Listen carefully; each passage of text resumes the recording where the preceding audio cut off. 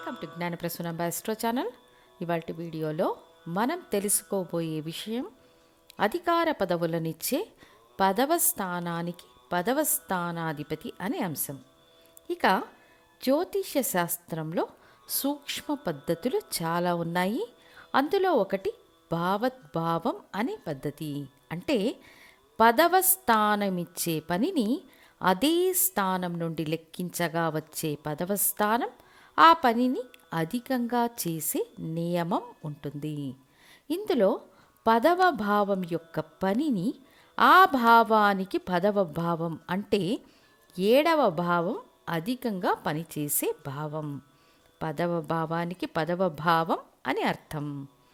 ఉదాహరణకు ఒక మీన లగ్నానికి పదవ భావం ధనుస్సు. ధనుస్సు నుండి లెక్కించగా పదవ స్థానం కన్యా రాశి అధిపతి బుధుడు. అప్పుడు సప్తమాధిపతి అయిన బుధుడు మీన లగ్నానికి పట్టం పదవులనిచ్చే బాధ్యతను కలిగి ఉంటాడు. సో పదవ స్థానానికి పదవ స్థానం అనే 7వ స్థానం, ఆ స్థానాధిపతి ఒక జాతకంలో బలంగా ఉంటే సమాజం గౌరవించే వ్యక్తిగా గొప్ప గొప్ప పదవులను పొందే వ్యవస్థ, గొప్ప పురోభివృద్ధిని పొందే వ్యవస్థ, వృత్తిలో అభివృద్ధి ఉంటుంది. సప్తమాధిపతి బలంగా ఉంటే ఇటువంటి ఫలితాలు ఉంటాయి. ఎప్పుడు ఉంటాయి అంటే వివాహం తర్వాత ఉంటాయి. సప్తమ స్థానం జీవిత భాగస్వామిని సూచించే ముఖ్య స్థానం. ఈ సప్తమ స్థానం బలపడితే ఆటోమేటిక్గా జాతకునికి ఆ పవర్ అనేది దొరుకుతుంది.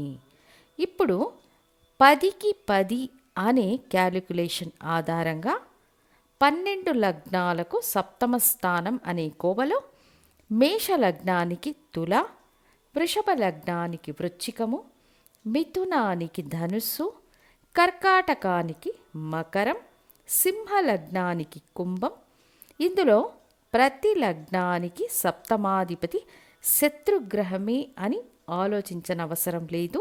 ఎందుకంటే అన్ని లగ్నాలకు మోస్ట్లీ సప్తమాధిపతి శత్రుగ్రహమే అవుతారు. అతి మిత్రగ్రహం అనే స్థితి ఉండదు. సమం అనే స్థితి లేదా శత్రుగ్రహం అనే స్థితే ఉంటుంది. ఇక కన్యా లగ్నానికి మీనం, తులకు మేషం, వృశ్చిక లగ్నానికి వృషభం, ధనుస్సుకు మిథునం, మకర లగ్నానికి కర్కాటకం, కుంభలగ్నానికి సింహం, మీన లగ్నానికి కన్య సప్తమ స్థానంగా వస్తాయి. భావద్భావ విధి ప్రకారం పదవ స్థానానికి పదవ స్థానం సప్తమ స్థానం.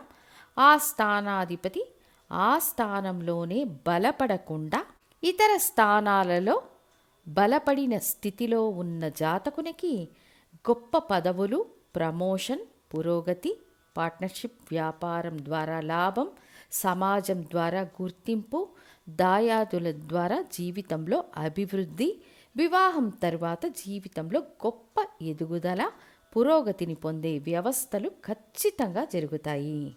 ఉదాహరణకు మేష లగ్నానికి శుక్రుడు ఉచ్చ స్థానంలో ఉన్న, వృషభంలో ఉన్న ఈ ఫలితాలు ఖచ్చితంగా ఉంటాయి. ఒక వృషభ లగ్నానికి కుజుడు మేషంలో స్వంత రాశి అనే బలం కలిగి ఉన్న, మకరంలో ఉచ్చం అనే స్థితి కలిగి ఉన్న ఈ ఫలితాలు ఏర్పడతాయి. మిథున లగ్న జాతకులకు గురువు మీనరాశిలో ఉన్న, కర్కాటకంలో ఉచ్చం అయిన, లగ్నంలోనే దిగ్బలం అనే స్థితిలో ఉన్న ఈ ఫలితాలు తప్పకుండా ఉంటాయి.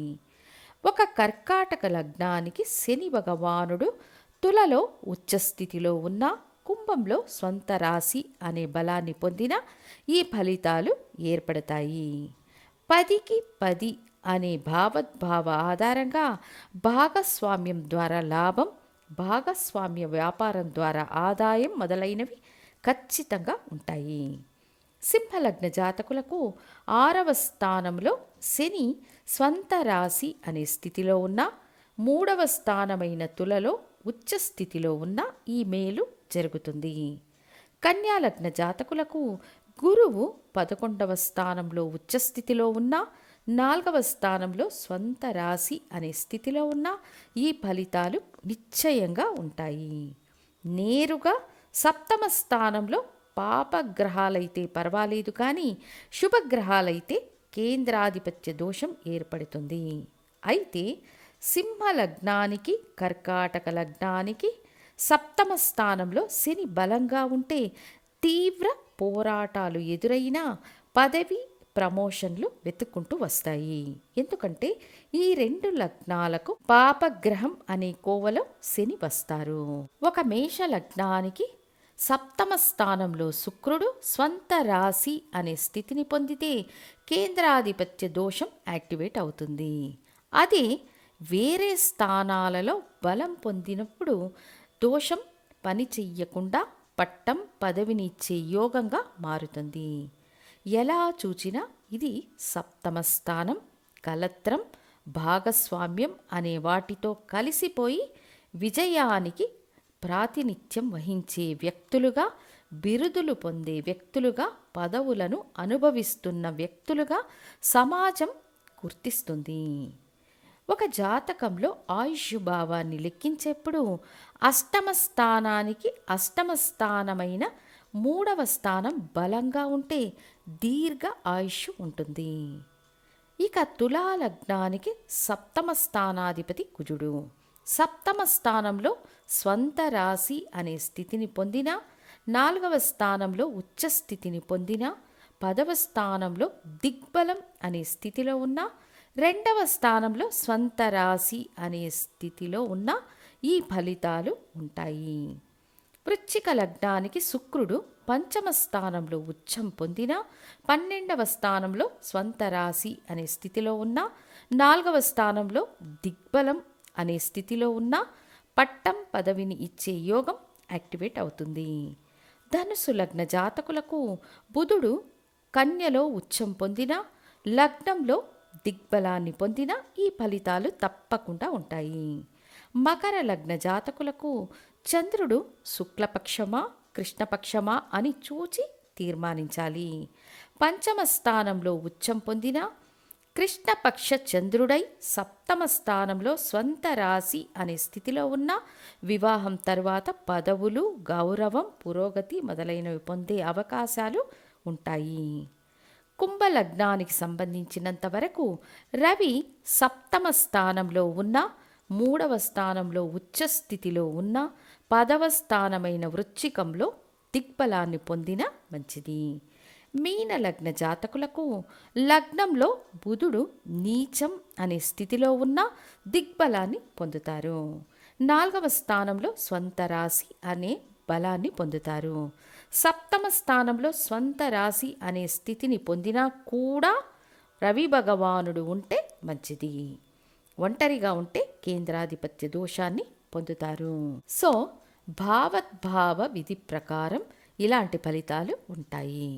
ఇవి కాక మీ స్వీయ జాతకంలో సప్తమ స్థానంలో ఒక బలమైన గ్రహం ఉంటే పట్టం పదవులు మిమ్మల్ని వెతుక్కుంటూ వస్తాయి. అప్పుడు సప్తమ స్థానంలో దిగ్బలాన్ని పొందే గ్రహం ఏది అంటే శని భగవానుడు. సో ఏ జాతకంలోనైనా సరే సప్తమ స్థానంలో శని భగవానుడు ఉంటే వాళ్లకు పట్టం పదవులు వెతుక్కుంటూ వస్తాయి. అదేవిధంగా రాహుకేతువులు సప్తమ స్థానంలో బలాన్ని పొందే అర్హతను కలిగి ఉంటాయి. అప్పుడు సప్తమ స్థానంలో రాహువో కేతువో ఉన్న వాళ్లకు వివాహ జీవితంలో చిక్కులు సమస్యలు ఉన్నప్పటికీ పదవులు వెతుక్కుంటూ వస్తాయి. మేష లగ్నానికి సప్తమ స్థానంలో శని ఉచ్చం అవుతారు, ప్లస్ దిగ్బలంలో ఉంటారు.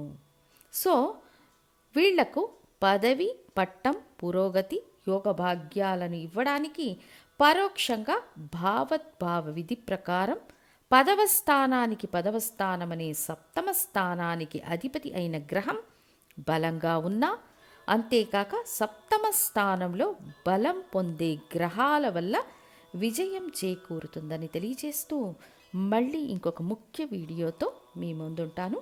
ధన్యవాదాలు.